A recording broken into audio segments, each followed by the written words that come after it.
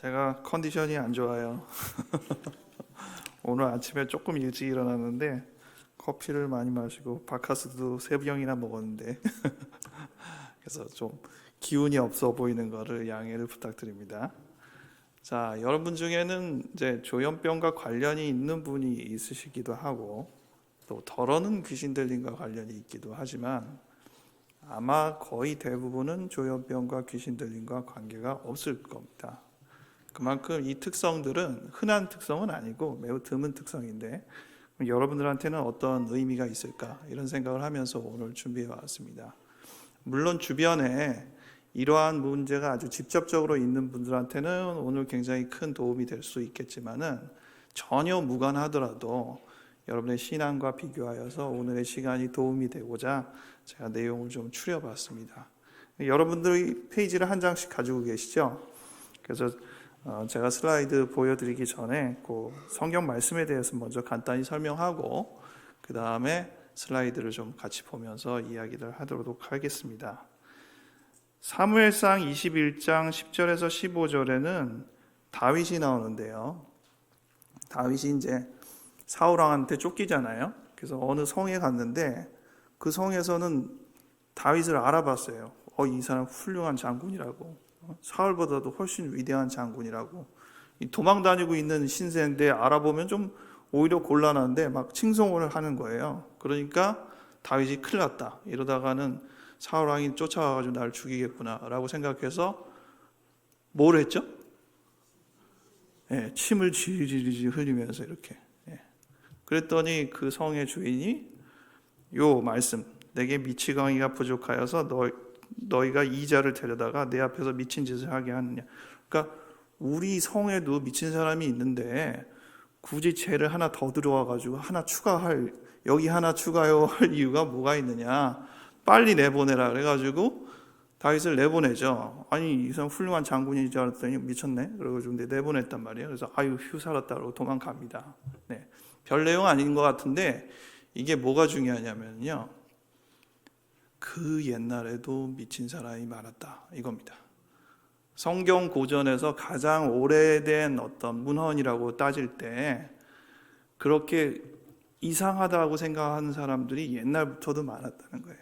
그래가지고 지금 성 주인도 그러잖아요. 우리 성 안에도 많이 있는데 이렇게 얘기할 정도로 인구 비례로 항상 이상한 사람들이 어느 정도의 집단을 차지하고 있었다라는 것들을 성경에서도 볼 수 있다는 것입니다. 어느 정신과 책에 보니까 이게 나와가지고 제가 깜짝 놀라서 정말 그러네 그러고 봤던 그 기억이 납니다.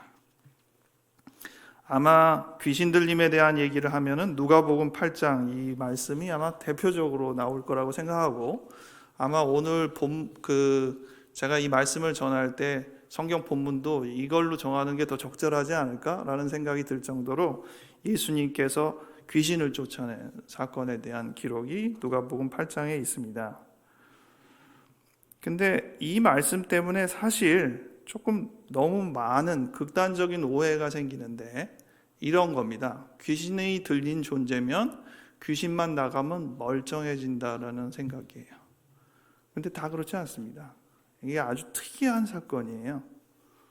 근데 그거를 일반적인 사건이라고 생각하면서부터 이제 많은 오해가 벌어지기 시작한다는 것이죠.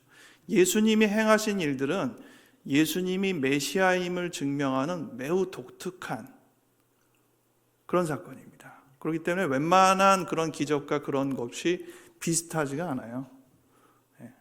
그렇기 때문에 예수님이 귀신을 쫓아낸 것이 일반적으로 귀신을 쫓아내는 어떤 여러 사역과 꼭 흡사하지가 않습니다. 그렇게 드라마틱하지도 않고요. 그래서 여러분들이 이 말씀만 가지고 귀신은 쫓아내면 사람이 멀쩡해진다 이렇게만 생각하시면 안 되는 겁니다. 바로 대표적인 예가 바로 예수님 자신이 인용한 비유인데 누가복음 11장에 어떤 사람이 귀신이 들렸는데 귀신이 나가가지고 그 귀신이 돌다가 옛날 집이 더 좋아 하고 가봤더니 그 집이 청소됐다더라 그래가지고 친구 불러서 들어갔다고 하잖아요. 그래서 이에 가서 저보다 더 악한 귀신 7을 데리고 들어가서 거하니까 그 사람의 나중 형편이 전보다 더 심하게 됐다. 이러한 비유를 해주셨는데 이 비유 비슷하게 한번 이렇게 깔끔하게 끝날 것 같지만 지지부진하게 문제가 반복될 수 있는 요소들이 우리의 인격 형성에 굉장히 많다라는 것들을 여러분들이 정말 알아두셔야 된다는 것이죠. 그래서 결코 귀신만 나가면 모든 것이 다 해결되는 것처럼 생각해서는 안 된다. 게다가 그 영적인 어떤 힘의 귀신이라는 존재 이상으로 우리의 신체적, 정신적인 문제가 같이 결부되어 있기 때문에 그것들이 이제 그렇게 깔끔하게 끝나지는 않는다는 것들을 여러분들이 일단 기본적으로 알고 계시면서 오늘 이제 저와 함께 시간을 보내면 되겠습니다. 왜 창세기 1장 1절부터 5절을 선택했느냐? 중간에 나오겠지만은요, 제가 여러분들에게 드리고 싶은 말씀은 조현병을 이해하는 데도 그렇고 귀신 들림을 이해하는 데도 그렇고 가장 중요한, 그리고 여러분들이 그 두 부분과 관련이 없다 할지라도 이 부분만큼은 관련이 되는데 그것이 뭐냐? 질서입니다. 질서. 하나님께서 이 땅을 창조하실 때 무에서 유를 창조하신 것도 있긴 하지만은 또 한 가지 중요한 것이 무엇이냐면 질서를 만드신 것입니다.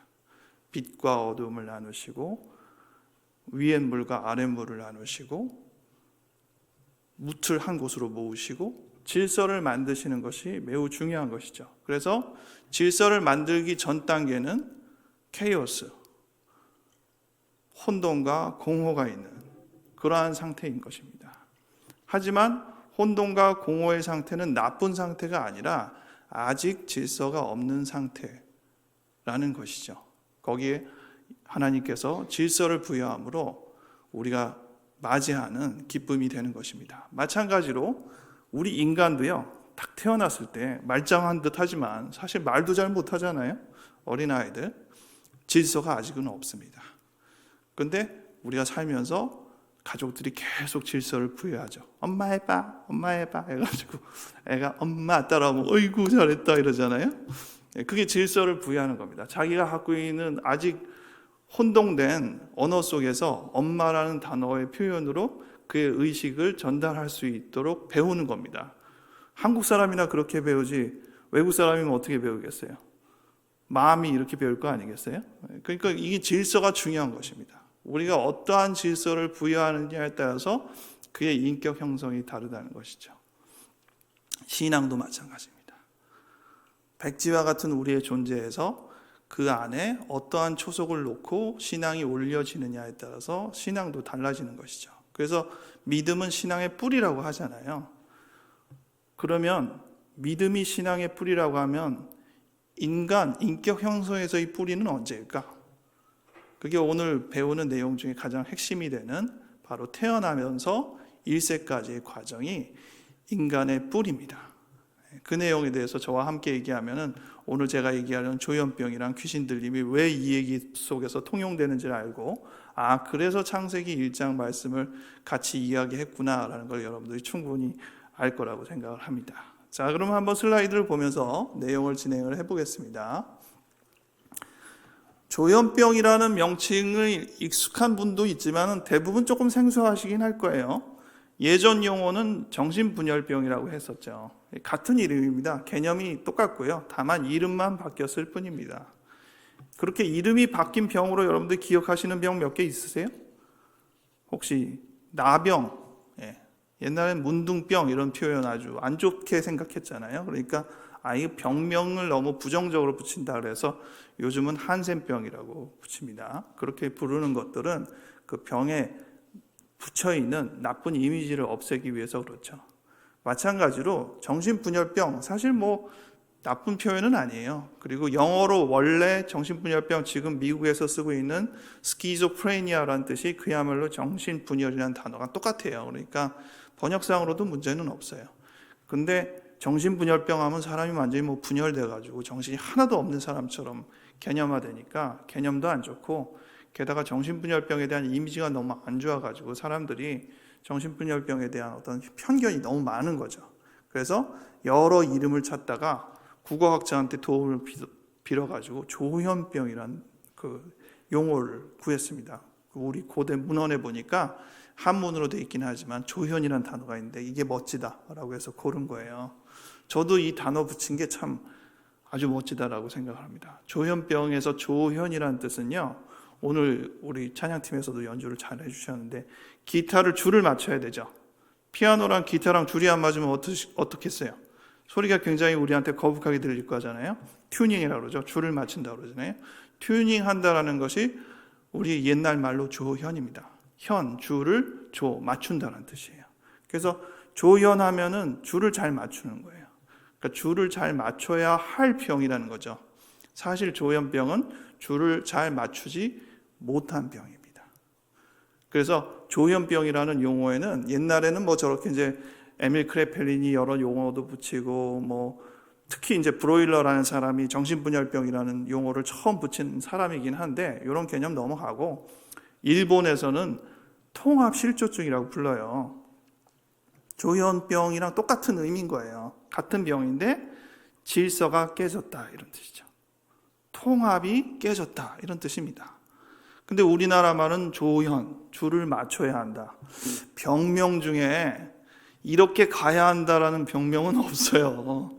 이렇게 됐다라는 병명이지 다 이렇게 가야 한다는 병명이 어디 있어요? 없어요. 그러니까 일본처럼 질서가 깨진 병이다라고 말하는 게 맞아요. 근데 우리나라에서는 용어를 고민하다 긍정적으로 붙이다 보니까 조현병이라고 붙였어요. 그래서 너무 시적이지 않습니까?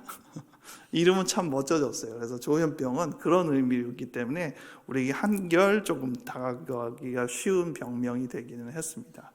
하지만 그 병을 갖고 있는 사람의 이 부담이라는 것은 사실은 쉬운 일은 아니죠. 오늘 우리 중에 조현병이 있거나 조현병이 가족이신 분들은 혹시나 그동안의 어떤 조현병에 대한 치료나 이러한 부분보다 뭔가 획기적인 어떤 접근이 있을까라고 기대하는 부분이 간혹 있을지는 모르겠지만은 제가 오늘 그런 기대에 부응하지는 않습니다. 조현병은 쉬운 병이 아니에요. 만성병입니다. 그리고 그 병과 함께 평생을 살 수도 있는 굉장히 어려운 병이에요. 그런데 자꾸 사람들이 생각하기에 이게 어떤 영적인 문제이기 때문에 귀신 들린 것 같아서 귀신이란 존재를 외부 세력을 내보내면은 이 성경에 나타난 대로 좀 멀쩡해지지 않을까라는 기대를 갖는 그 기대는 물론 이해가 갑니다. 오죽하면 그런 기대를 갖겠어요. 원래는 멀쩡한 사람인데 왜 그랬을까? 이거는 내부적인 이유가 아니라 어떤 영적인 힘, 외부적인 이유 때문에 얘가 그랬을 거야. 이렇게 생각하고 싶은 것이죠. 이해는 갑니다. 하지만 사실은 그렇지는 않아요. 그런 부분이 있다 손치더라도 내부적인 균열, 이 무질서가 병적으로 사실 상존해 있는 병입니다. 그래서 설령 그 사람에게 있어서 귀신이 나간다 손치더라도 그가 갖고 있는 내부적인 질서가 여전히 파괴되어 있기 때문에 우리가 흔히 얘기한 대로 멀쩡해질 수는 없어요. 조현병은 그런 병입니다. 자, 이 진단에 대해서 여러분들이 뭐 공부를 할 수도 있지만 오늘 이 내용들은 뭐 자세하게 할 필요는 없겠죠. 하지만 여러분들이 최소한 저와 함께 시간을 보내는데 이 정도는 이해되지 않겠습니까? 조현병은 5가지의 증상이 있어요. 좋은 시대를 만나셨어요. 제가 학생 다닐 때는 진단 기준이 한 10개가 넘었습니다. 제가 정신과를 하고 싶었는데도 불구하고 진단 기준을 외우기가 쉽지가 않더라고요. 머리가 나빠가지고 자꾸 헷갈리고. 그래서 어떻게 하면 좋지 하다가 군대를 먼저 갔다 왔습니다. 제가 공부를 못했거든요. 그래가지고 학교에 다니는 게 너무 스트레스가 많은 거예요. 그래서 우리가 흔히 인턴이라고 그러잖아요. 졸업하고 인턴해야 되는데 못하겠더라고요. 그 의료 현장에 제가 공부도 못하는 이 주제에 남아있기가 힘들더라고요. 그래서 도망갔습니다. 군대로 도망갔어요. 3년 갔다가 다시 와가지고 이제 인턴 생활하고 레지던트 생활 시작을 했는데 다행히 그때는 이제 정신과에 지원해가지고 합격을 했어요. 얼마나 다행인지 몰라요. 근데 그것만 다행인 게 아니라 진단 기준이 바뀌었어요. 저를 위해서 바뀐 것 같아요. 그래서 10개 넘던 진단 기준이 딱 5개로 줄었습니다. 5개. 뷰어리 5개. 얼마나 좋아요. 외우기도 쉽고. 그래가지고 참 하나님 감사합니다. 이렇게 생각을 했는데 이 5개의 내용이 약간 이렇게 공통점이 있어요. 그래서 제가 이걸 나눠 드릴게요. 처음에는 5개 중에 1, 2, 3, 4가 하나로 묶입니다. 그리고 나머지 하나가 묶여요. 그래서 색깔을 제가 딸리 표시했는데 1, 2, 3, 4는 양성 증상이라고 부르고요. 5번째는 말 그대로 음성 증상이라고 불러요. 그럼 양성 증상은 뭐냐? 보통 사람이 없는 데 있는 거. 보통 사람은 그런 게 없어요, 일반적으로. 근데 음성 증상은 보통 사람은 있어요. 근데 그게 없어요. 그런 거를 음성 증상이라고 합니다. 그럼 양성 증상이 뭐가 있느냐? 적혀 있는 걸 차례대로 보면 첫 번째, 망상이 있습니다. 잘못된 신념이라고 해요. 여러 가지가 있는데 그 생각의 논리가 잘못됐어요. 대표적인 예를 들면은 북한이 나를 잡으러 온다. 내가 차기 대통령이 된다. 이러한 망상에 빠지고 주변에 지나가는데 다 나를 알아보고 나를 힐끔 쳐다보고 나에 대해서 수군거린다. 이런 과대망상, 관계망상, 여러 망상들이 있습니다. 심지어는 유명 연예인이 자기랑 사귀고 싶어서 늘 쫓아다닌다. 이런 그런 애정망상도 있고. 기분은 좋겠죠? 네, 저도 그러면 참 좋을 것 같아요. 네. 근데 이런 망상 여러분들도 다 하나씩은 갖고 계시죠? 없으세요? 네. 일반적으로 없으시죠? 네. 망상은 되게 찾아보면 없습니다. 그냥 흔히 가질 수 있는 게 아니에요. 하지만 정신과 그 증상 중에는 여러분들이 다 경험하고 있는 증상이 있긴 있어요. 불안 안 해보신 적 있으세요? 없죠? 다 불안하잖아요? 근데 불안장애라는 병이 있어요. 근데 그 불안장애의 불안과 내가 갖고 있는 불안이 질적으로 다르냐? 그렇지는 않거든요. 우울해 보신 적 다 있죠? 인간이면 우울 안 할 수가 없잖아요. 우울증이 있지만 우울은 누구나 다 가지고 있어요. 그렇다고 해서 우울증이랑 우리가 갖고 있는 우울을 그렇게 가볍게 동일시하면 안 됩니다. 그거는 제가 나중에 또 기회 있으면 강의를 하겠지만 전혀 다른 병이거든요. 근데 어쨌든 간에 망상은 그렇게 또 아무나 갖고 있지는 않다. 그러니까 이렇게 흔히 갖고 있는 저런 증상은 나도 있는데 라고 하는 것들로 모아서 만든 병이 있고요. 그런 현상은 웬만하면 없지 않아? 라고 생각하는 지금 같은 양성 증상이 대표적인 건데 그런 걸로 모아서 생기는 병이 있고요. 이 병을 크게 두 종류로 이렇게 얘기해요. 첫 번째, 누구나 다 갖고 있는 그런 증상으로 만들어진 병, 불안장애나 우울증이나 이런 병을 우리가 흔히 얘기할 때 신경증이라고 부릅니다. 뉴로시스, 노이로제라고 불러요. 반면 오늘 주로 얘기하는 이건 웬만한 사람들은 잘 갖고 있지 않는데 라는 증상으로 만들어진 병을 정신증, 사이코시스라고 그러고 사람들은 전문용어로 안 하고 미쳤다 이렇게 얘기합니다. 돌았다라고 얘기하고. 근데 이 용어를 그렇게 나쁘게만 쓰지는 않죠. 여러분들은 예수에 미쳤잖아요. 그렇잖아요. 완전히 거기에 몰두하고 있으면 미쳤다고 하거든요. 쟤는 거기에 미쳤어. 쟤는 연예인에 미쳤어. 이렇게 얘기를 하는데 우리는 예수에 미쳤잖아요. 그러니까 불금에 이 자리에 있는 거 아닙니까? 제가 아까 뒤에 앉아 있는데 찬양을 이렇게 들으면서 오늘이야말로 불금이구나. 불타는 성령이 금요일이구나. 이렇게 생각이 딱 들더라고요. 정말 은혜롭다. 이런 생각이 들었습니다. 여러분들은 예수에 미쳤으니까. 그리고 게다가 망상도 있어요, 우리는. 다른 사람이 갖고 있지 않는 망상. 태초에 하나님이 천지를 창조했다. 이런 망상입니다. 우리의 논리적으로는 사실 허용하지 않아요. 예수는 처녀에게서 잉태해서 태어났다. 망상이죠. 말도 안 되는 생각 아닙니다. 인간이 어떻게 엄마 아빠를 있어가지고 태어나야지. 게다가 죽어서 부활했대요. 망상이죠. 하지만 그러한 망상이 왜 병이 안 되느냐? 그거는 그 망상의 증상 자체의 문제가 아니라 그 망상이라는 현상이 사회생활에서 어떤 영향을 주느냐에 대해서 좌지우지가 되는 겁니다. 사실 그렇게 생각해보면 망상은 굉장히 많아요. 지금 얘기한 대로 우리가 잘못된 신념이고 다른 사람도 통용하지 않는 신념인데도 자기는 갖고 있거든요. 제가 조현병이랑 귀신 들림이나 이런 것들이 근원이라고 얘기했잖아요. 신앙도 그렇다는 것이죠. 신앙도 근원이기 때문에 다른 사람과 통용될 수 없는 어떻게 보면은 너 제정신이야 라고 할 수 있는 얘기를 들을 수 있는 근간을 어떻게 갖고 있는지가 그 사람의 아이덴티티, 나는 어떤 사람입니다. 나는 그리스도인입니다. 이런 것들을 고백하게 되는 것이고 그런데 그 고백의 특성이 병으로 일으킬 거냐 아니면 그것이 하나의 굉장히 승화된 하나의 인격으로 나타날 것이냐는 보면 금방 안다는 거죠. 확실히 금방 안다는 거죠. 그래서 여러분들의 이 신앙과 어떻게 보면 조현병의 어떤 잘못된 생각이 너무 질적으로 다른 내용은 아니다 라고 생각하면 여러분들이 이 병에 대해서 그런 병이 어떻게 이렇게 생각하지는 않을 수 있다. 생각해보면 우리도 자기만의 사고방식에 빠져가지고 다른 사람이 공유할 수 없는 그 생각을 아주 철저하게 놓지 않는 경우가 있잖아요. 이해가 안 가는 경우가 있어요. 가족 중에 그런 사람 한 사람 있으면 쟤는 왜 저런 생각을 하고 있어? 뭐 이런 것 때문에 아주 이해를 할 수가 없어요. 요즘 저희 딸이 그래요. 고등학교 1학년인데 이해를 못 해가지고 특히 엄마랑 그렇게 죽으라고 싸우더라고요. 근데 어쨌든 간에 그러한 어떤 특성들이 결국은 우리의 인격에 많은 좌지우지를 하는 것들을 보시면서 이게 근간이라는 게 이게 중요하구나, 뿌리라는 게 중요하구나라는 생각을 조금 더 같이 해주시면 되겠습니다. 자, 망상 얘기다가 얘기가 길어졌네요. 환청 자주 들으시죠? 없는 소리인데 막 들려요. 안 들으시죠? 거의 없어요. 환각이라는 현상은 거의 없어요. 하지만 어떤 사람은 듣기도 합니다. 그리고 환각인데도 정상적으로 그건 괜찮아라고 인정하는 환각이 있어요.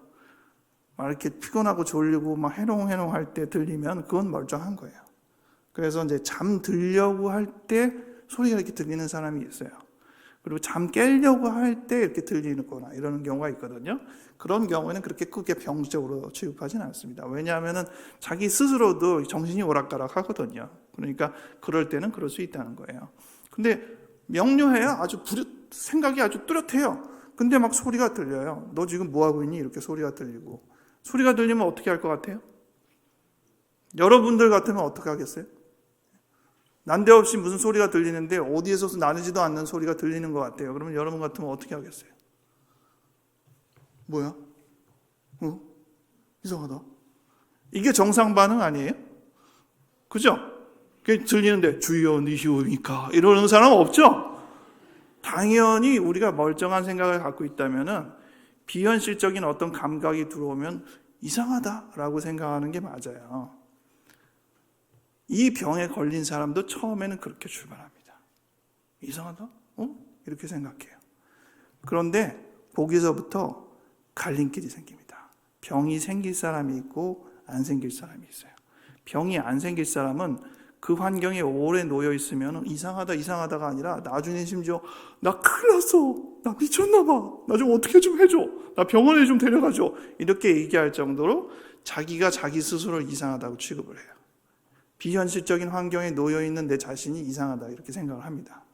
근데 병의 소인이 있는 사람이 있어요. 아까 얘기한 대로 태어나면서 한 1세까지 또는 그의 뱃속에서 뭔가 조금 더 영향이 있던 사람은, 어떤 사람들은 그 틈이 있어서 이럴 때 이상하다라고 생각하지 않고 가능한데 이런 생각을 합니다. 그렇지. 그렇구나. 이러면서 우리 엄마가 외계인이었어 이렇게 결론을 내립니다. 말이 안 될 것 같죠? 그런데 그렇게 되는 거예요. 어느 정도의 기간이 필요하냐? 최소 3개월 이상 그 생각에 놓이고 하면서 거기에 머무는데, 아까 얘기한 대로 보통의 사람은 거기에 머물게 못해요. 못하겠다고 튀어나와요. 왜냐하면 비현실이니까. 한 농담 한 가지 해드릴까요? 그 돼지우리에 사람을 넣으면 얼마 만에 튀어나오나, 이런 얘기 농담 많이 들어보셨죠? 네, 다 아는 농담이지만 한번 해봅시다. 일본 사람은 넣어놓으면은 몇 시간도 못 돼서 튀어나온답니다. 깔끔을 워낙 떨기 때문에. 한국 사람은 그래도 좀 버틸만 해가지고 일주일은 버틴다고 그래요. 그래서 잘 버티는데 도저히 더 이상 못 있겠다라고 돼지우리 나간다. 죄송합니다. 이거는 그냥 비하하는 표현으로 많이 쓰는 거니까 죄송합니다. 중국 사람을 집어넣으면 어떻게 된다고 했죠? 네, 돼지가 튀어나간다고 하더라고요. 그냥 농담으로 받으세요. 그만큼 그 환경에 익숙하냐 아니냐에 대한 어떤 걸 가지고 쓰는 말이죠. 마찬가지입니다. 우리가 멀쩡한 인간이라면 비현실에 우리 자신을 계속 두고 있으면 나 여기는 안 되겠다 하고 튀어나가는 게 정상 반응이고, 도저히 못 참겠어 막 손을 들어서 제발 절 좀 내보내달라고 이렇게 얘기하는 게 정상이라는 거죠. 하지만 누군가는, 그 중에 일부는 여기야말로 나의 집이구나 라고 생각하면서 안착하는 사람이 생기는데 그게 바로 병이 있는 사람들이라는 겁니다. 이제 그런 특성에 대해서 이해를 하시면서 망상환청도 생각해 주시고요. 또 3번, 4번도 있잖아요. 와해된 언어와 행동이 있어요. 그야말로 질서가 깨지는 겁니다. 영어로 disorganized라고 그러는데 organization, 질서 있는 어떤 조직적인 어떤 특성들이 깨지는 거예요. 그러니까 언어가 질서가 깨지면 어떻게 될까요? 못 알아듣겠죠. 못 알아듣는 말을 할 겁니다. 제가 그렇게 설교를 지금 하고 있다고 치면 여러분들 즐거우시겠죠? 제가 잠깐 한 2, 3분 동안 해드릴게요. 얼마나 잘 알아듣시는지. 그 생전에 노란 운산이 켜가지고 아버지가 죽잖아요. 그러면 즐거움이 사로잡혀가지고 만사가 형통이에요. 알아들으셨죠? 알아들으시면 저의 세계로 이렇게 어서 오너라 이렇게 될 수 있는데 대개는 그러면 저게 뭔 말이야? 이렇게 못 알아듣죠. 근데 왜 이런 현상이 벌어질까요? 이러한 현상을 연상이완이라고 하는데 연상이완을 사실 여러분들이 굉장히 이상한 거라고 취급하지 않고 제가 한마디만 얘기하면 여러분도 충분히 연상이완 할 수 있어요. 제 설교나 강의를 듣는 순간에도 사실 여러분 생각이 하나가 아니죠. 제 얘기 듣는 것 말고도 집에 가면 뭐 먹을까라고 생각하는 거 하나 있고 저 옆 사람은 왜 저렇게 자꾸 하고 설교를 듣는 분들이 뒤에 앉는 분들은 되게 이제 가까이 앉는 사람은 목사님 얼굴만 보는데 뒤에 있는 사람은 앞 사람 뒤통수만 본다고 얘기를 하던데 어쨌든 자꾸 자기 눈에 들어오는 게 있으니까 이제 그런 생각을 하고 또 뭐 자기 숙제나 고민 이런 거 생각하고 한 4-5가지 생각을 한꺼번에 합니다. 누구나 다. 근데 말하라 그러면은 그 4-5가지 한꺼번에 얘기하나요? 그냥 하나. 그 사람과 의사소통할 수 있는 한 가지만 얘기하면서도 사실은 생각은 곁가지로 항상 몇 가지를 하는데 당신한테 한번 그 옆에 있는 생각 이렇게 두리번 하면서 이 단어 더 쳐놔도 한번 표현해 보라고 하면은 지금 저처럼 돼요. 그래가지고 제가 말씀을 전하는데 어젯밤에 그 감나무가 잘못 따가지고 결국은 가려운 데를 긁는 것이 참 즐거운 일이라는 것들을 발견하게 되는 거 아니겠어요? 이렇게 할 수 있어요. 네. 그런 게 연상이완이다라고 보시면 됩니다. 우리 뇌로 지금 억지로도 제가 이렇게 할 수 있는데 저절로 되는 사람도 있을 거라고 상상할 수 있잖아요. 그게 바로 이 와해된 언어입니다. 와해된 행동도 있어요. 이상하게 이해할 수 없는 어떤 행동들을 하면 제가 굳이 보여드리진 않아도 되겠죠, 이제. 그런 행동을 하면은 이게 이제 질서가 깨졌구나. 요즘은요 조현병 환자들 와해된 행동 잘 안 해요. 옛날에는 한 50년대, 60년대 정신분열병 환자들은 이렇게 긴장증, 카타토니아라고 해가지고 이렇게 마치 꼭 조각상처럼 이렇게 서 있는 그러한 질환 현상을 많이 보이는 사람들이 있었어요. 그러면은 이러고 있으면 병동에 입원해서 이러고 있으면 다른 환자들이 실은 장난을 쳐요. 이렇게 손을 이렇게 틀어놔요. 그럼 또 이러고 가만히 있어요. 이러고 한 15분 이렇게 있다가 뭐가 이렇게 다시 또 바뀌면 이렇게 움직이고 그럽니다. 한번 이렇게 틀이 딱 잡히면 옆에서 막 틀어놓고 이러고 장난쳐도 그냥 이러고 가만히 있어요. 근데 요즘 환자들 이런 거 잘 안 해요. 왜 안 하는지 아세요? 세상도 그래졌지만 요즘 환자들도 머리가 있어가지고 힘든 건 안 합니다. 고생스러운 건 잘 안 해요. 증상도 고생스러운 증상은 잘 안 해요. 그냥 환청이라 좀 듣고 이러고 말아야지 이런 어려운 거 안 합니다. 세상 좋아졌어요? 와해된 언어 행동이 있고 근데 음성 증상은 뭐냐? 우리가 다 있어야 되는 거예요. 정상적으로 있어야 되는 거. 우리가 하나님은 인격적인 분이시다라고 얘기할 때 인격이라고 하면 결국 세 개의 정의를 하죠. 충분히 우리가 성경 공부 시간에 맨날 듣던 얘기인데 지와 정과 의가 있어서 하나님은 인격적인 분이시다 이런 얘기 하잖아요. 지는 지식, 생각입니다. 정은 감정이고 의는 의지, 행동을 말하죠. 누구나 다 있어야 됩니다. 이게 없으면 인격이 아니니까. 근데 이 병이 생기면 이것이 하나씩 사라집니다. 마치 치매 환자처럼 치매는 기억이 사라지는 거잖아요. 그 기억이 사라져가지고 그의 삶이 단순히 기억만 안 난다는 정도가 아니죠. 기억이 사라지면 그 사람의 질서가 깨집니다. 인격도 깨지고. 그렇게 있어야 될 게 없어지는 병이 치매 외에도 또 하나의 병이 있는데 그것이 뭐냐? 조현병이에요. 조현병의 음상 증상은 생각이 서서히 줄어요. 그래서 우리가 정당하게 생각해야 될 생각이 잘 안 나고 감정이 줍니다. 그 표정이 밋밋해져요. 약 때문에 밋밋해지는 사람도 있긴 하지만은 그냥 병 자체로 인해서도 표정이 하나도 없어져. 하긴 저는 약간 뭐 병이 없는데도 표정이 없더라고요. 네, 그리고 행동이 없고. 그래서 다른 사람이 볼 땐 그걸 게으르다고 말해요. 또 좀 의지를 가지고 행동을 해라. 그런데 이 병의 특성은 그냥 의지가 부족해서가 아니라 정말로 그 에너지가 하나하나 없어지는 병입니다. 그래서 굉장히 어려운 병이에요. 자, 방금 얘기했던 양성 증상을요, 둘로도 나눠요. 지금 제가 설명할 때 이제 이미 설명했지만 3, 4번이 와헤딘이라는 단어가 똑같이 있잖아요. 그래서 와해 증상이라고 묻고요. 위에 있는 정신증, 신경증을 정신증 증상이라고 또 묻기도 합니다. 이 그림이 이제 정신증을 대표적으로, 제가 아까 얘기한 신경증, 정신증 두 병이 있다고 쉽게 얘기했잖아요. 정신증은 보통 사람들이 없는 어떤 특성을 갖고 있다고 했는데, 정신증을 아주 좁은 의미에서 정의를 할 때는 아까 적힌 1번 아니면 2번, 망상 아니면 환각, 둘 중에 하나가 있는 경우를 정신증이라고 하는데요. 조금 더 넓게 볼 때는 그냥 우리가 얘기하는 이 질서가 없는 상태. 그래서 그거를 지금 콧등에 써 있는데요. 잘 보이지는 않지만 현실 검증력이 없는 상태. 그런 상태를 우리가 정신증, 흔히 얘기하는 돌았다, 미쳤다 이렇게 말하는 어떤 상태가 저런 상태라는 겁니다. 저런 상태의 인간들은 왜 되느냐? 아까 얘기한 대로 웬만한 사람은 잘 되지 않는다고 그랬는데, 그거는 그런 상태에 안착하려는 어떤 취약성이 있는 거예요. 그 사람의 취약성. 그리고 그 취약성은 아까 얘기한 대로 뿌리이기 때문에 되게 태어나면서부터 1세까지 성장하는 도중에 결국 결정이 됩니다. 응애하고 태어나가지고 1세까지 컸는데 그 문제가 없다고 쳐요. 나름 잘 컸어요. 거기까지. 그 뒤는 둘째 치고 1세까지 잘 컸어요. 그러면 이 사람은 사는 동안에 정신증이 생길 요인은 없어요. 근데 어떤 누군가가 뱃속에서든 태어나면서 양 1세까지의 성장 과정에서든 어떤 정도의 취약성이 생기면 그의 뿌리가, 질서 자체가 깨질 만한 요인이 그에게 남아있기 때문에 당장은 드러내지 않지만 그것이 어느 정도 잠재해 있다가 사춘기 지나면서 이렇게 올라옵니다. 그리고 조현병이라는 병을 발현시켜요. 그래서 그런 문제가 있느냐 없느냐를 미리 알 수는 없고 결과적으로 나중에야 알 수 있어서 그게 또 어려운 일이긴 하죠.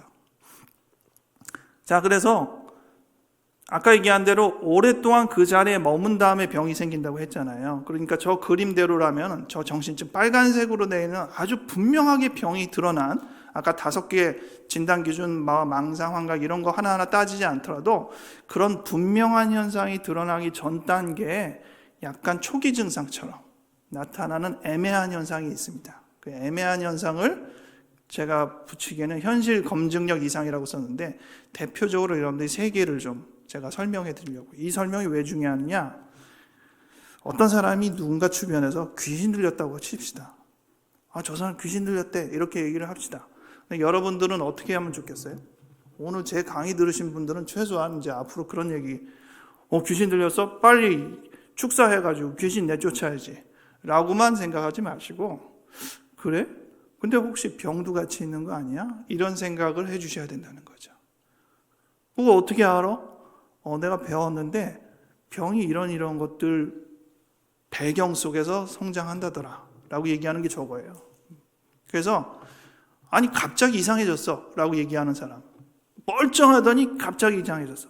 조현병 해가지고 병원에 오는 사람들도 보면은요, 가족들이 대개는 데려오죠. 본인이 내가 병이 있다고 데려오지 않아요. 아까 얘기한 대로 그런 사람들은 이미 자기가 먼저 얘기하니까 본인이 병이라고 인정을 안 하게 되는 게 특성이기 때문에 그 병에 자꾸 젖어 들어가거든요. 그래서 나중에는 너무 이상하다고 이제 가족이 데려오는데, 그 가족들한테 물어봅니다. 병이 언제부터 있었어요? 그러면은 멀쩡했는데 갑자기 이상해졌다, 이렇게 얘기하는 경우가 굉장히 많아요. 그렇기 때문에 또 많은 사람들이 멀쩡한 이 사람이 귀신 들렸다 이렇게 얘기하는 경우도 또 많은 겁니다. 근데 그런 분들을 데리고 대화를 해보면 갑자기 이상해진 게 아니에요. 아까 제가 얘기한 대로 최소 3개월 이상의 그 환경에 오래 머무는 흔적이 있어요. 근데 그렇게 확인을 안 했거든. 그래서 여러분들이 주변에 그런 사람이 생기면 최소한 저 세 가지만 좀 확인해서 이거 생각해 보니까 갑자기가 아닌데요? 라는 얘기만 해줘도 굉장히 큰 역할을 하는 겁니다. 이거 영적으로도 생각하지만 우리가 병에 대해서도 좀 잘 생각해 봅시다라고 여러분들이 도와드릴 수 있는 아주 좋은 계기가 되는 거예요. 자, 3개 설명해 드릴게요. 망상적 기분. 망상적 기분에 오래 놓여 있으면 그 사람이 이상해질 수 있는 겁니다. 망상적 기분이라는 게 뭐냐면요. 아주 대표적인 그 쉬운 예가 여러분들 한밤중에 혼자서 공동묘지를 한번 걷는다고 생각해 보세요. 재밌겠죠? 안 재밌어요? 네. 이렇게 걸어가는데 저기서 불이 번쩍해요. 이렇게 걷는데 저기서 소리가 들리면 내 주를 가까이 하라 이렇게 가겠죠. 네. 아주 기분이 좋을 거예요. 네. 근데 대낮에 환한데 사람들 많은 데에서 어떤 사람이 이러고 있으면 여러분들이 어떻게 생각하겠어요? 왜 저래? 이렇게 생각할 거 아니에요? 근데 그 사람한테 물어봤더니 자기는 지금 마음 상태가 한밤중에 혼자서 공동묘지를 걷는 느낌이래요. 그러면 다른 사람들은 어떻게 생각하겠어요? 괜찮은데 무슨 뭐가 문제예요? 이렇게 얘기할 거 아니에요? 하지만 본인은 지금 이 환경이 한밤중에 공동묘지라는 거예요. 그게 망상적인 기분입니다. 남들은 이해를 못하지만 그 병에 몰두해 있게 되는 그 상태, 그게 망상적 기분이에요.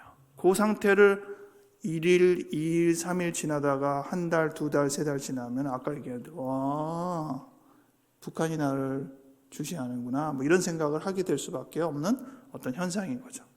그리고 남들이랑 공유할 수 없다고 생각하고 자기만의 생각을 또 구체화시키는 그런 위험에 빠질 수 있는 생각이 바로 망상적 기분입니다. 그래서 그런 거 물어보는 거예요. 혹시 본인만 굉장히 다른 사람과 달리 힘들게 뭔가 좀 어려움에 놓여 있다고 생각하세요? 이렇게 물어보면 그렇다 이렇게 대답을 합니다. 두 번째 질문은 관계사고예요. 관계사고는 누군가가 나에 대해서 알고 있다는 느낌이에요. 예배실에 이렇게 들어왔는데 저쪽에서 다른 성도 두 분이 이렇게 보면서 이렇게 웃어요. 그러면 여러분들은 어떻게 생각하겠어요? 내가 뭐 묻었나? 왜 웃지? 이렇게 생각하는 게 정상이죠. 근데 관계사고는 어떻게 생각하겠어요? 어제 내 얘기를 안 와봐 이렇게 생각합니다. 심지어 길거리를 가는데 누가 얼굴을 이렇게 찡그리고 가면은 저 사람 인상이 왜 저래? 라고 하든지 나 기분 나쁘네? 이렇게 얘기하는 생각이 당연한 거잖아요. 근데 어떻게 알았지? 이렇게 생각을 하면 관계사고는 그렇게 자기가 알리지 않은 어떠한 정보가 다른 사람들한테 알려지고 회자된다는 그런 느낌을 갖는 게 관계사고예요. 근데 관계사고는 여러분들 흔히 경험해요. 경험하신 분들 꽤 있을 거예요. 언제 경험하죠? 캥길 때 경험합니다. 이거 들키면 안 되는데 그러는데 저기서 히히닥거리면 혹시 이런 생각이 들어요. 성적표 찢어서 발겨가지고 엄마 들키면 안 되는데요. 근데 엄마가 야 그러면 성적표 이렇게 놀랄 수밖에 없는 우리의 나름대로 캥기면 주변에서 무슨 반응을 할 때 다 그게 자기인 것 같고 그렇게 느껴요. 즉 우리가 오히려 자기를 보호한다고 생각할 때 더 약해집니다. 이거 들키면 안 되는데 이러면서 자꾸 감추고 숨기려고 하면 사실은 더 약해져요. 그럴 때 저는 관계사고가 생기는데 병은 사실 그 영역에서 오래 머물게 하는 겁니다. 마지막으로는 감각 왜곡이 있어요.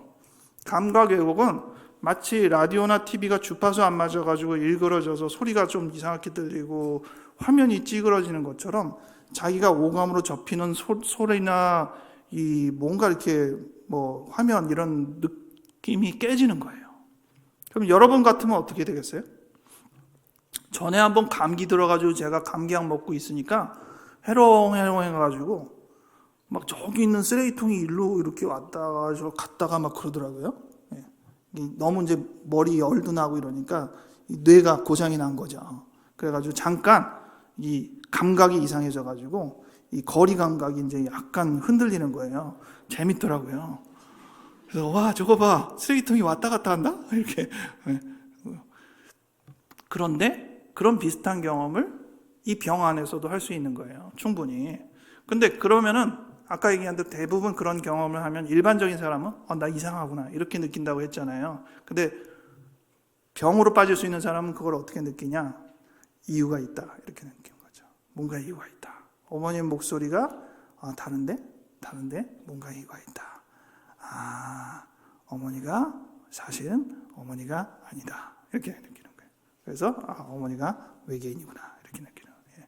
그런 느낌을 가질 수 있는 것이 되게 감각 왜곡 때문에 생겨요. 그래서 저 세 가지의 질문을 해가지고 그런 게 그 전부터 좀 있었다 그러면은 거 봐요. 이게 하루아침에 문제가 생긴 건 아니라고요. 그러니 이제 이 부분에 대해서 너무 갑작스럽게 생긴 병이라고 생겼다고 생각하거나 귀신 들렸다고 생각하거나 이렇게만 단정하지 말고 조금 더 이걸 합리적으로 다양하게 우리가 바라봅시다. 제가 여러분들한테 접근해 드리는 것은 통합 접근이에요. 영적인 접근만큼이나 더 중요한 것이 심리적으로, 신체적으로 이 사람을 같이 돕자는 거죠. 이게 굉장히 중요해요. 왜냐하면 예전에는 이게 한번 귀신 들렸다 이렇게 딱 취급을 하면요, 치료를 안 해요. 그리고 옛날에는 심지어 귀신 들렸다 그러면 병원에 안 보내고 어디로 보냈죠? 기도원으로 보냈어요. 그럼 기도원에 보내가지고 제대로 된 처우를 해주면 다행인데 기도원에 가가지고 위생적인 처우도 안 하고 심지어는 막 묶어놓고 그랬었다고요. 귀신이니까 무섭다고 생각하는 거예요. 그래가지고 오히려 굉장히 인권 유린이 많았어요. 이거 좀 어려운 얘기긴 한데 어떤 분이 제가 목회자들한테 이런 강의 많이 했었거든요. 그 강의를 했는데 한 분이 이제 제가 부산에서 강의를 했는데 공항까지 태워주겠다고 해서 고맙다고 해서 그 차를 타고 갔는데 그 차 운전하시는 여자 집사님이 요즘 목사님 여전히 그 귀신 들림을 제대로 모르고 병을 잘 모르고 다 귀신 들림으로 취급한다 그래가지고 제가 그래도 요즘 목사님들은 그래도 많이 잘 아시는데 그랬더니 정색을 하더라고요. 무슨 말이냐고. 요즘 목사님들 하나도 모른다고.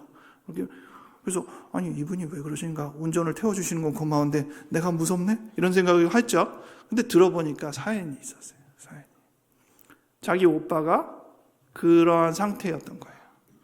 병이었는데 귀신 들렸다라고 교회에서 얘기해가지고 교회에서 기도원을 보낸 것까지는 좋은데 겨울이 지나서 가보니까 오빠가 완전히 제정신이 아닌 거예요. 훨씬 더 상태가 안 좋고 심지어는 겨울에 묶어놔가지고 온 팔다리가 성숙치 않은 어떤 그런 상태가 됐어요. 그래서 이게 웬일이냐 그래가지고 집안에서 교회에다가 대고 이게 문제가 있다라고 얘기를 했더니 교회에서 오히려 반대로 귀신 들린 사람을 취급한 거가 문제지 교회가 무슨 잘못이 있냐 그래가지고 교회랑 가족 간에 싸움이 벌어졌어요. 결국 그 가족은 아무도 교회를 안 나가게 돼버렸다는 겁니다. 근데 이제 이분만 한 6, 7년 지났다가 다시 이제 주님의 품으로 돌아오긴 했는데 자기 가족 다른 식구들은 교회 이제 안 다닌다고 쳐다도 안 본다고 그러한 얘기들을 한 적이 있어요. 그러니까 이러한 처우를 할 때 그 교회에서 귀신 들렸다라고 보는 거 물론 할 수 있어요. 그리고 기도해주고 축사해주는 것도 물론 할 수 있어요. 하지만 동시에 왜 치료를 안 받을까? 왜 그거는 병행하지 않을까? 왜 영적인 치료만이 모든 치료, 그런 기본적인 흐름은 영적인 치료가 가장 우위에 있기 때문에 우위에 있는 치료를 받으면 밑에 있는 것들은 안 해도 된다라는 우리의 어떤 잘못된 사고관념이 들어가 있는 겁니다. 영적인 치료가 있어도 그 사람의 위상 상태를 돕고 그 사람의 체력도 챙겨주고 또 옆에서 심리적으로 위안을 주고 하는 여러 가지 것들이 병행이 되는 것이 맞아요. 그것에 대해서 생각을 하면 충분히 이 부분을 이해하실 수 있을 거예요. 그래서 그런 생각들을 여러분들이 앞으로 조금 더 해주시면은 정말 옆 사람들한테 도움이 많이 되는 거거든요. 자, 이 사례는 이제 시간이 있으면 좀 다루겠는데 그냥 넘어가도록 하겠습니다. 방금 얘기한 그 순찰을 좀 설명하기 위해서 제가 시간이 있을 때는 설명을 해드리는데요. 본론으로 그냥 얘기해서 경계에 대한 얘기를 제가 좀 드리려고요. 아까 얘기한 대로 조현병과 여러분들이 특별히 관계는 없을 수도 있고 귀신 들림과 관계도 없을 수도 있지만 이 개념들이 모두 다 경계라는 개념 안에서 들어갑니다. 인간은 자기 마음의 기본적인 바탕을 아까 만 1세까지의 성장 중에서 만들어낸다고 했잖아요. 그게 경계를 만들어냅니다. 이걸 잘 만들어내면은 그 아이는 나는 나, 너는 너, 이러한 개념들을 제대로 세울 수 있는 바탕이 돼요.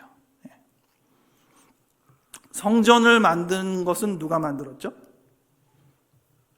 솔로몬이 만들었죠? 근데 성전 만들 재료는 누가 다 됐죠? 다윗이 다 준비했죠? 솔로몬은 사실 굉장히 별 고생 없이 자기 아빠가 해놓은 모든 것들을, 근데 아버지는 준비물은 열심히 해놨는데 하나님이 허락하지 않았어요. 네가 성전을 지을 수는 없다.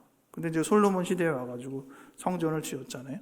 참 역시 좋은 아빠를 만나야 되는 것 같아요. 네. 근데 그게 기반이에요. 그에게 갖고 있는 재산, 재원을 가지고 뭔가를 결과를 내는 거니까. 그런 것처럼 경계 기반이 튼튼한 사람들은 경계에 대한 것들이 나는 나, 너는 너, 이런 것들이 좋습니다. 멀쩡하고. 그래서 우리 대부분이 다 건강한 거예요. 근데 어떤 사람은 나는 나, 너는 너를 만들 기반이 너무 약해요. 만 1세까지 성장하는 동안에 그 기반이 너무 약해. 뭐 유전적 이유도 좀 얘기하고 성장하면서 아까 1세까지 얘기도 하지만 결과적으로 너무 약해요. 그러면 그 아이는 나중에 조금 괜찮은 듯 하지만 어느 순간 갑자기 나와 너의 경계가 무너집니다. 영어로는 breakdown이라는 표현을 쓰기도 하는데 그야말로 정신분열, 이게 질서가 깨지는데 질서가 깨지면 제일 많이 보이는 현상이 나와 너의 경계가 무너져요. 환각은요, 사실 생각해보면 다 자기가 생각하는 느낌이에요. 소리가 들린다고 했잖아요. 근데 자기 생각이에요, 자기 생각. 여러분들도 다 생각하잖아요? 심지어 여러분들 지금 제가 한번 하는 거 생각해보세요. 어머님 목소리로 예전에 들었던 생각 한번 해보세요. 그러면 그 생각은 어머니예요? 사실 어머니가 아니죠. 어머니의 목소리로 자기가 기억하는 자기 뇌의 기억 세포입니다. 정확하게 말하면. 그래서 지금 어머니의 목소리로 이렇게 떠오르면 그거는 어머니의 목소리로 느낄 뿐이지 사실 자기 기억이에요. 그러니까 자기예요. 자기가 변형한 거죠. 꿈도 그래요. 여러분들 꿈꾸죠? 그럼 꿈속에서 여러 인물이 나오죠. 그러면 그 인물들이 내 머릿속에 들어온 건가요? 아니죠. 우리가 여러분들이 이렇게 상상하는 것처럼 자기 머릿속에서 기억이라는 회로를 통해서 자기 머리의 모니터에다가 그 이미지를 투영한 것에 불과합니다. 자기가 만든 거예요. 그런데 나와 너의 경계가 흐려진 사람은 자기가 떠올린 어머니의 목소리를 가지고 진짜 어머니가 와서 얘기한 걸로 들려요. 그리고 자기가 환상으로 떠오르고 있는 어떤 이미지가 환상이 아니라 진짜로 자기 앞에서 얘기하거나 보인다고 생각을 해요. 그렇게 나와 너의 질서가 깨지는 겁니다. 이런 질서가 깨지는 현상은 병에서만 있지 않고 귀신 들림 현상에도 있는데 이 공통점이 바로 경계의 문제라는 것이죠. 그래서 귀신 들림도 그렇고 조현병도 그렇고 경계를 도와줘야 돼요. 그 점에 있어서는 두 개가 다 공통적이기 때문에 심지어는 귀신 들린 사람한테도 약물 치료가 도움이 될 테고 또 조현병인데도 축사가 도움이 될 수도 있을 거예요. 조화롭게 잘 가질 수 있어야 되지 이거 하나로 모든 걸 다 해결할 수 있다라고 생각해서는 오산이다. 물론 병적인 치료를 또 병원에서만 다 한다고 해결되는 것도 오산이에요. 안 낫거든요. 실제로 약을 써보면 한계가 있어가지고 어느 정도 돕기는 하지만 완치를 이루어내는 건 아니에요. 그러니까 겸손하게 다 한계가 있다는 걸 알고 심지어 축사도 한계가 있다는 걸 알고 우리가 축사와 함께 또 병치료와 함께 같이 이렇게 가는 게 좋다라는 걸 이 경계라는 이미지를 통해서 여러분들이 이해를 하시도록 제가 설명을 더 드리려고요. 저 한 사례가 있는데요. 어떤 사람이 이렇게 지나갈 때마다 옆에서 뭐 이렇게 하는 것들이 자꾸 신경이 쓰여가지고 자기 일이 아닌데 그래서 뭐라 그러면은 자기가 껴가지고 뭐 개입하고 싶어하고 자기 일은 하는데 자기 일하면서 계속 귀는 계속 딴 신경을 써. 그래가지고 이게 너무 신경이 나는 너무 밖에 거를 너무 많이 신경 쓴다. 어쩌면 좋을까요? 이렇게 상담글이 올라온 내용에 대한 저의 답변입니다. 그냥 보통 조금 유달리 신경 쓰는 것보다 좀 더 과도하게 신경 쓰는 사람이 있는데 그 과도하게 신경 쓰는 사람은 결국은 보면은 나와 남이라는 구분이 흐려서 자꾸 남이라고 신경을 쓰는데 결국은 내 영역으로 신경을 쓰는 거예요. 나와 남의 경계가 약한 사람일수록 남신경, 내신경 딱 구분해가지고 자기 일에 집중하는 것들이 흐려요. 이것들이 약한 사람은 당연히 공부 잘 못하죠. 신경이 흐트러져가지고 공부 못해요. 근데 경계가 투철한 사람은 옆에서 뭐 꽹과리를 치던 그냥 탁 틀을 잡고 공부를 합니다. 경계 딱 만드는 거죠. 옛날에는 그런 얘기 많이 했어요. 우리 과거의 시대는 공간의 경계가 중요한데 지금 세대는 소리의 경계가 중요하다, 이런 얘기 했어요. 아시는지 모르겠는데, 옛날에 공간의 경계가 중요한 시절에는 항상 도서관에 가면은 옆에 칸막이가 있습니다. 공간이 눈에 들어와서 들키면은 공부에 방해가 되는 거예요. 그래서 어느 도서관이나 다 칸막이가 있어요. 요즘 도서관 가면 칸막이 없습니다. 칸막이 있으면 답답하다고 생각해요. 대신 소리로 경계를 만들어서 다 이어폰 끼고 있어요. 소리로 경계를 만듭니다. 경계라는 특성은 그런 식으로 여러 가지의 특성을 갖고 있다라고 여러분들이 생각을 해주면 되겠어요. 시인이 어떤 글 하나 소개해 드릴 텐데, 저 시 잠깐 보면 금방 알 거예요. 어떤 집에 자기가 아주 사랑하는 여자가 있는데 그 여자의 문을 두드려서 날 좀 들여달라고 했더니 그 여자가 뭐라 그런지 아세요? 우리 집에는 2사람 이상 있을 수는 없습니다. 나 외에 다른 사람을 들여놓을 수는 없어요 라고 얘기를 했다는 거예요. 그래가지고 이 남자가 상처를 받아가지고 어쩜 좋지 방황하다가 깨달음을 얻었어요. 깨달음을 얻고 다시 집에 가가지고 노크를 합니다. 노크를 해요. 누구세요? 그랬더니 이 남자가 뭐라 그런지 아세요? 당신입니다, 이렇게 얘기했다고요. 그랬더니 문을 활짝 열어줬대요. 네. 제가 이 강의할 때 항상 얘기하는데 그렇게 문 활짝 열어주면 안 돼요. 네. 우리 청년들 마음 열까 말까 하다가 뭔가 이렇게 내 마음에 통하는 거 있으면 어서 오시옵소서 라고 열지 마시라. 제가 아주 누누이 강조합니다. 그게 잘못된 것이다. 조금 열고 약간 들여보내고 또 받다가 아니면 내보내고 그러셔야지. 이렇게 활짝 여는 이유는 열고 싶은 거예요. 그런데 열고 싶으면서 위험하다고 걱정이 되니까 자꾸 검토해요. 검토.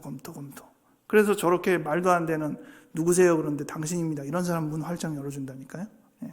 저 사람이 착한 사람이라니까 다행인 것 같죠? 저 사람이 사기꾼이어도 저런 말 합니다. 상대방을 알고 저 사람한테 어떤 말이 필요할지를 잘 알아서 그 마음을 통과할 수 있는 대표적인 대상, 사기꾼이에요. 근데 심지어 착한 사람도 저래서 마음 열어가지고 마음에 들어오잖아요. 그럼 변질돼요.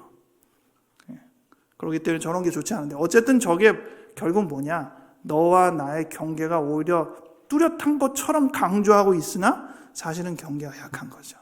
약하니까 막 이렇게 방어하는 듯 하는데 사실은 그 방어가 약하다는 것들을 금방 알 수 있는 거는 뭐가 조금만 마음에 들면 확 마음을 여는 것만 봐도 실은 경계가 약하구나.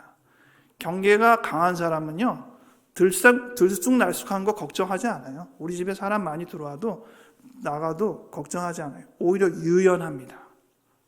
유연한 게 건강한 거예요. 이게 어떤 의미에서 중요하냐? 귀신에 대해서도 마찬가지예요. 어떤 사람은 귀신이 내 몸속에 들어오면 귀신이 들어왔어, 큰일 났다, 와, 이렇게 생각을 하는데, 여러분 몸속에 바이러스 들어오면은 큰일 났네, 어떻게 하면 좋지, 이렇게 생각하나요?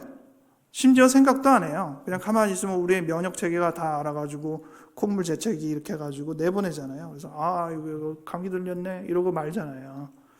마찬가지로 영적인 상태도 경계가 있어서요, 내가 느끼지도 않은 사이에 부지불식간에 그런 것들을 해결해내요. 그게 영적인 면역력입니다. 근데 그런 것들을 생각하지 않는 사람들은 어떤 존재가 들어오면 큰일 났다, 완전히 나는 지배당할 그네인데, 이렇게 생각할 가능성이 높은 거예요. 유연성이 없어요. 오히려 유연성이 높은 사람은 들어와도 나가도 거리낌이 없습니다. 바다로 간 소금 인형, 이것도 비슷해요. 어떻게 보면 좋게 포장할 수는 있는데, 소금 인형, 안치환의 소금 인형이라는 노래 아세요? 그것도 이 노래랑 이거랑 가사가 같습니다. 잘 읽어보면 비슷한데, 이 소금 인형이 나는 누구일까를 고민하면서 전 세계를 일주를 했대요. 그것도 웃기지 않습니까? 소금 인형 주제. 어쨌든 막 이렇게 돌아다니다가 갑자기 바다를 만났어요. 와, 너무 좋다라고 하는데 그 바다가 얘기합니다. 그렇게 좋으냐? 네, 들어와봐라. 그래서 이제 소금 인형이 막 바다에 들어갔어요. 어떻게 될 것 같아요? 녹잖아요. 계속 녹아요. 녹다가 한 알갱이가 탁 녹을 때 지금 뭐라 그랬다고요? 내가 누구인지 알았어. 내가 누구인지를 고민하고 전 세계를 여행했는데 이제야 내가 누군지 알겠어. 누구죠?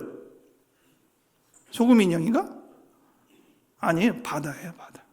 지금 저 글의 의미는 내가 원래 바다구나, 바다의 한 부분이구나 라는 것을 깨달았다라는 그러한 얘기예요. 저거를 우리가 이제 흔히 그 영적으로 해석할 때는 하나님과의 합일, 이러한 개념으로 저 내용들을 소화해내거든요. 그런 면에서는 굉장히 인상 깊은 경우죠. 어떻게 보면은 우리가 경계를 흐려서 어떤 존재와 섞어서 그냥 이렇게 동화되는 것이 좋을 때도 있다는 겁니다. 하지만 그런 좋은 경계의 흐림은 대개 금방 다시 경계를 세울 수 있는 능력이 있기에 가능한 거예요. 대표적인 게 뭐가 있을까요? 두 가지를 생각할 수 있습니다. 부부가 경계가 흐려져요. 부부가 육체적으로도 하나가 되기도 하고, 그렇지만 금방 자기의 존재로 돌아옵니다. 이러한 것들이 영적인 합일만큼이나 우리가 경계를 스스로 흐리면서 기분 좋게 만드는 관계라고 말할 수 있어요. 또 한 가지는 우리가 애들한테 경계를 흐려요. 애들한테 우리 아기 착하네 이렇게 얘기하는 사람이랑 아이고 우리 아기 착하다 라고 얘기하는 사람, 누가 더 경계가 약한 거예요? 눈높이가 내려가는 사람이 경계가 흐린 거죠. 같은 수준으로 놀아나잖아요. 그렇지만 그게 훨씬 더 융화적이고, 근데 또 멀쩡하게 또 다른 사람이랑 얘기할 때 예 괜찮아요 이렇게 얘기하다 아이고 이렇게 얘기하잖아요. 이 유연한 게 훨씬 더 건강하고 자기 스스로도 경계를 내리는 게 좋다. 그렇기 때문에 귀신 들림에 대해서 걱정하는 것을 우리가 어느 정도 극복하면은 사실 경계를 흐리는 작업이 유연하기만 한다면은 긍정적인 작업이 될 수 있다는 것들을 생각할 수 있습니다. 그래서 이제 경계가 무너지는 대표적인 병이 바로 오늘 얘기한 조현병이다라는 것들을 여러분들이 생각을 해주시고요. 경계가 약한 사람이 있어요. 꼭 조현병이 아니더라도. 그래서 제가 아까 얘기 드린 몇 가지, 쟤는 관계사고, 아까 얘기한 대로 자기 얘기한다고 자꾸 하는 사람 너무 많아. 이런 게 좀 많은 사람 있잖아요. 그리고 저 사람은 그 아까 얘기한 망상적 기분 평소에도 좀 그런 것 같은데? 이런 사람 좀 있어요. 그런 사람들이 일반적으로 좀 경계가 약하고, 또 인간관계에서 굉장히 몸을 사리는데 사실 그 몸살이는 이유가 조금만 삐끗만 맞으면 너무 자기 마음을 열어주고 이러한 부분도 있고, 그런 사람들을 위해서 몇 가지 조언을 드리는데, 대표적인 조언 한 가지는 자기에 대한 신뢰를 좀 잘 가져야 돼요. 믿음의 터전에서 근거를 삼듯이 자기에 대해서 신뢰를 가져야 돼요. 그리고 더 중요한 거는 나와 너 이런 구분을 잘 해야 되기 때문에 제가 많이 부탁드리는 것은 주변을 정말 냉정하게 살펴라 이런 얘기를 해요. 그래서 이게 밖을 확실히 알고 나를 확실히 알고 너와 나의 이렇게 경계를 자꾸 구분 지을수록 그 경계가 더 분명해진다 이런 얘기를 드립니다. 약물 치료에 대해서는 요게 이제 제가 지금까지 얘기했던 이 1세까지의 과정이 바로 저 첫 번째 칸입니다. 기본적 신뢰 불신이라는 게 첫 번째 칸이고요. 나중에 혹시 또 기회가 되면 여러분들이 3세까지의 과정, 5세까지의 과정 배우시면 좋을 것 같아요. 우울증 내기는 바로 두 번째인 3세까지의 과정에 담겨 있거든요. 이런 내용 한번 소화해내시면 좋을 것 같습니다. 그래서 지금 1세까지의 내용 이런 얘기를 제가 쭉 드렸는데 이것이 바로 제일 핵심이 경계다라고 여러분들이 생각을 해주시면 되겠습니다. 이 1세 이 문제들을 갖고 있는 사람들한테 당신 뭐가 문제요? 라고 얘기하면 잘 얘기를 못해요. 사실 1세까지 여러분들 기억나세요? 우리 엄마가 젖을 안 주더라고? 기억나세요? 내 성격이 이렇게 나쁜 게 다 그때야. 그 3개월 그 15일째더라고. 그래, 엄마가 없었어. 이렇게 기억나세요? 없어요, 아무도. 왜? 그때 기억세포가 제대로 형성이 안 돼요. 그렇기 때문에 그때의 경험은 기억에 남아있지는 않습니다. 하지만 차곡차곡 쌓여요.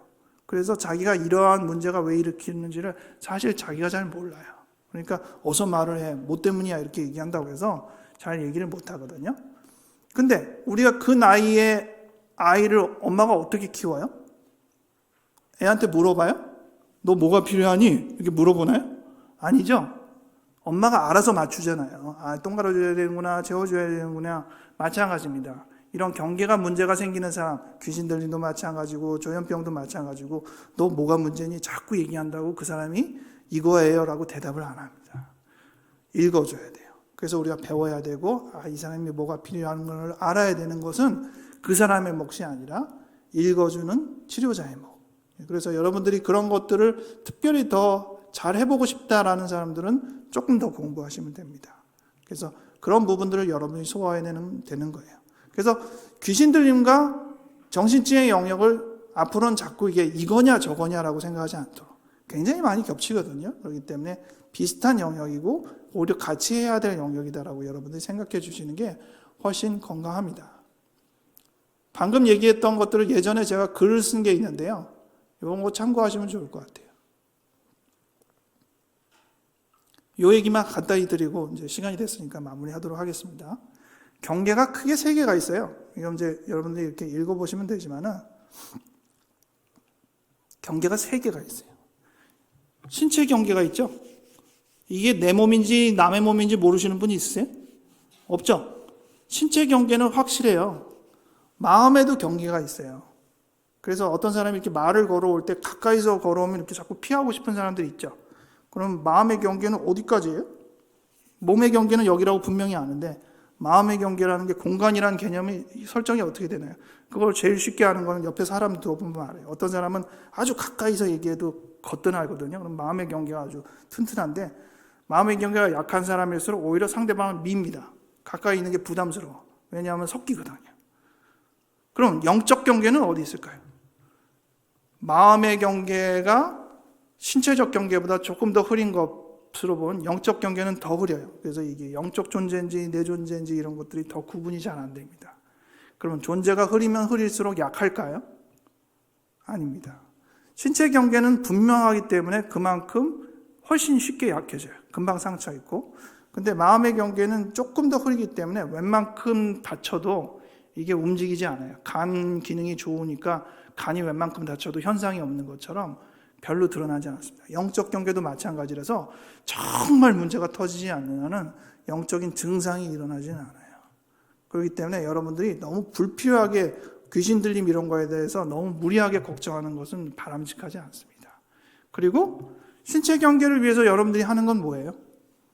잘 먹고 그러는 거잖아요. 마음의 경계를 위해서 하는 건 또 뭐죠? 건강한 생각을 갖고 그러는 거잖아요. 영적 경계를 위해서 갖는 것은 우리가 뭘 할 수 있을까요? 말씀 읽고 기도하고 우리가 예배드리고 이러한 신앙생활을 통해서 하는 거잖아요. 마찬가지로 귀신이 들렸을 때 그에게 꼭 축사만이 아니라 그에게 영적 경계를, 영적인 면역력을 키울 수 있도록 그 사람이 말씀 속에 거하고 기도와 함께 예배와 함께 도와주면 되는데 오로지 축사만 있을 것이다 라고 생각하는 건 잘못된 것이다 라는 생각도 여러분들이 해주시면 되겠습니다. 그래서 마지막 이 부분만 여러분들이 기억해 주시면 되겠습니다. 이거 하고 제가 마치겠습니다.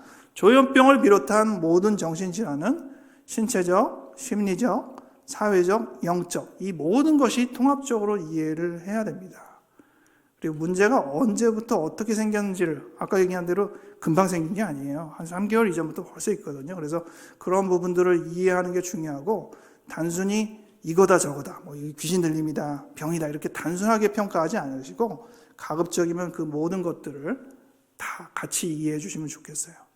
통역자가 중요하다고 생각합니다. 아까 애를 키울 때 애한테 물어보지 않고 엄마가 다 알아서 해주는 거잖아요. 와, 뭐가 필요하구나. 눈빛만 보고 그가 뭐가 필요하는 걸 아는 것처럼 환자의 어떤 부적절한 행위나 이런 걸 볼 때 아, 저건 무엇에 대한 요구구나라는 것들을 읽어주는 건 역할은 누구냐? 본인 그 사람이 해줘야 되는 게 아니라 읽어내주는 치료자와 목회자의 몫이라는 것입니다. 그리고 치료자 한 사람이 모든 문제를 해결할 수는 없어요. 옛날에야 어렸을 때는 엄마가 한 사람이 다 해결하는 듯하지만 이 나이가 되도록 그런 문제를 줄 때는 교회 전체가, 사회 전체가 어느 한 사람이 총대 메고 그 사람을 돕는 게 아니라 누구나 다 옆에서 다 잘 도와줘야 됩니다. 그래서 우리 안에 만약 조현병이나 귀신 들리는 문제가 있을 때 저 사람이 알아서 해결해 주겠지라고 혼자서 해결해 주지 않고 우리 모두가 다 같이 같은 마음으로 도와줘야 됩니다. 경계가 약한 사람은 경계를 위해서 이렇게 훅 너무 가까이 다가가면 불편해해요. 그렇기 때문에 경계가 약하다 할 때는 조심스럽게 다가가세요. 성도님 해가지고 손잡으면 병 생깁니다. 그냥 이렇게 지나가면서 괜찮으세요? 그냥 지나가시는 게 훨씬 건강해요. 저는 진료할 때 환자는 바닥 보고 저는 천장 보고 얘기합니다. 병원에 어디 잘 오셨어요? 네. 뭐 약 잘 드셨고? 네. 그러면 제가 진료하는 모습이 굉장히 건방져 보일지도 모르는데 적당히 이 사람의 경계를 맞춰가는 것이지 눈 마주치고 악수하고 잘 지내세요 그러면 병 더 생겨요.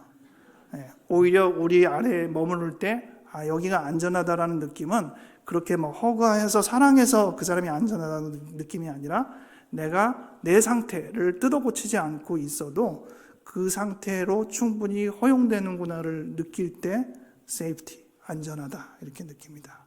여러분들이 그 도움을 같이 해주시면 좋겠습니다.